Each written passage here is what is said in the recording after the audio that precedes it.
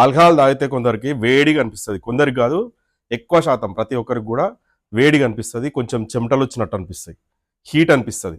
అంటే చలికాలంలో కూడా ఎక్కువ ఆల్కహాల్ తాగడానికి, ఎక్కువ విస్కీలు బ్రాండీలు తాగడానికి, పబ్లిక్ రమ్ములు తాగడానికి, ఆల్కహాల్ ఎక్కువ తీసుకోవడానికి ఇదే ఒక వెచ్చగా అనిపించే ఒక వాతావరణం ఉంటుంది చూసినా, అదే కారణం.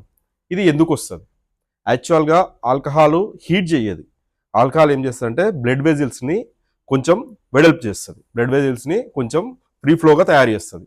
అప్పుడు మన బాడీలో బ్లడ్లో ఉన్న హీట్ అనేది బయటికి రావడానికి చెమట రూపంలో బయటకు వస్తుంటుంది. అప్పుడు మనకు వెచ్చగా అనిపిస్తుంది, వెచ్చగా ఉండే ఫీలింగ్ వస్తుంది. అది అసలు కారణం. తెలుసా ఈ విషయం? ఎక్కడైనా చదువుకున్నావా? చెస్. ఇంకా ఇంట్రెస్టింగ్ విషయాలు చెప్పుకుందాం.